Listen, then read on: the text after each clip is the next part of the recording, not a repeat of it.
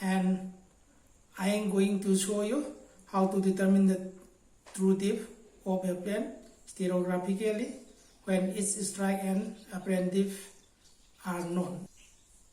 To illustrate this, let us consider the following example. This is the example. A sandstone bed strikes north 30 degree west and has an apparent depth of 25 degree towards east. Determine the magnitude and direction of the true depth. To solve the problem, follow these steps. First, set up the stereo net with the node at the top. Mark the coordinate points north, east, south and west. Place a tracing paper over the stereo net and pin it to the center of the net to allow for free rotation. Then, using the image of the net visible through the tracing paper, sketch the primitive circle of the net on the tracing paper and mark the north and south pole accurately. The plane strikes north 30 degree west, which is equivalent to 330 degree when measured clockwise from north. To find this position, count 30 degrees counterclockwise from north and mark the point which represents the strike at north 30 degree west. Alternatively, you can use the conventional bearing system where directions are given in degrees measured clockwise from true north. In this system, you note that east is 90 degree, south is 180 degree and west is 270 degree.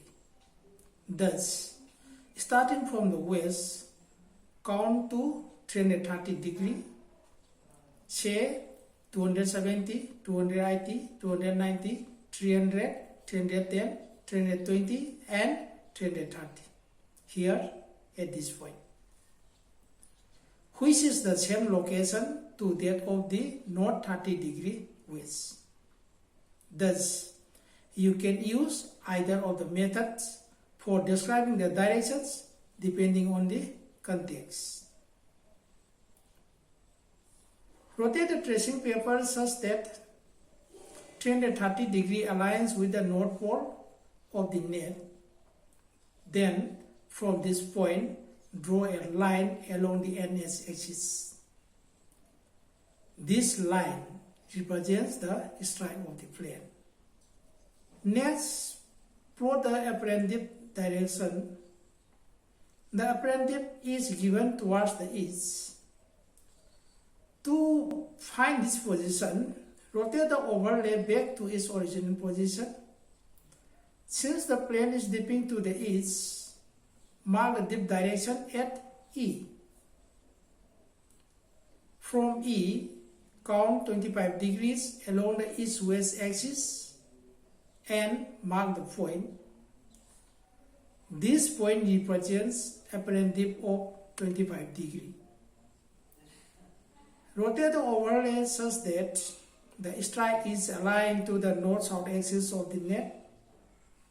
Then draw the great circle that passes through the point of the apparent dip. This great circle represents the plane of the sandstone bed. The true dip direction is perpendicular to the strike. Since the strike aligns with the NS axis, the dip direction will be towards the east, making the east-west line perpendicular to the strike. The great circle intersects the east-west line at this point, indicating the true depth of the sandstone bed.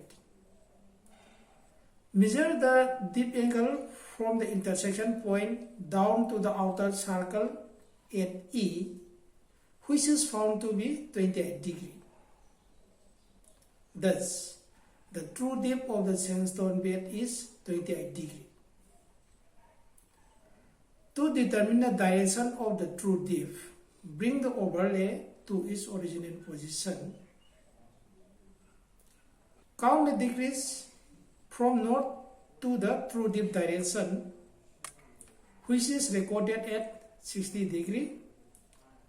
Therefore, the assumed depth of the sandstone bed is 28 degrees towards north 60 degrees east.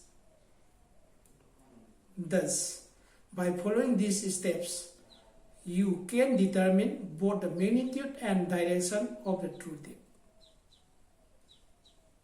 And this is the end of the model. Thank you for visiting my channel.